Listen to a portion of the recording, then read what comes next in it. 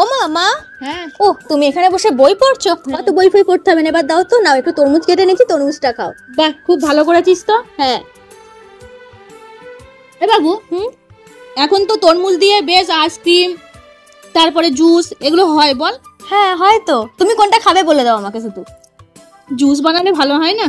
হ্যাঁ, পুদিনা পাতাও আছে, তাহলে জুসটা বানিয়ে আনি এক্ষুনি। তুমি এটা শেষ করো, আমি এক্ষুনি বানিয়ে আনছি। ঠিক আছে। দেখো, তরমুজের জুস বানানো কিন্তু খুব সহজ। প্রথমে একটা অর্ধেক তরমুজকে বেশ স্লাইস করে কেটে নেব, তবে দেখো যেন বীজগুলো চলে না যায়। তরমুজগুলোকে বেশ ভালো করে কেটে নেওয়া হয়ে গেলে একটা গ্লাসের মধ্যে দিয়ে দেবো। আচ্ছা, তার আগে একটা কথা বলো তো, আমার মতো কি তোমাদেরও তরমুজ ফল খুব প্রিয়? যাই হোক, তরমুজগুলো দেওয়ার পর তার মধ্যে দিয়ে দেবো একটু পুদিনা পাতা আর একটুখানি বিট নুন। তোমরা চাইলে এর মধ্যে একটু লেবুর রস আর একটু চিনি দিতে পারো, তবে তরমুজটা এত বেশি মিষ্টি ছিল যে চিনি দেওয়ার প্রয়োজনই পড়েনি। দেখো, আমার কাছে ম্যাশার ছিল না বলে আমি এই বেলন দিয়ে খুব ভালো করে ম্যাশ করে দিয়েছি। উপর থেকে দিয়ে দিয়েছি কয়েকটা বরফ, আবারও উপর থেকে কয়েকটা ছোট ছোট তরমুজ দিয়ে দিয়েছি, আর ব্যাস উপর থেকে একটু স্প্রাইট দিয়ে দিলে আমাদের দুর্দান্ত টেস্টি তরমুজ মইতো একদম রেডি।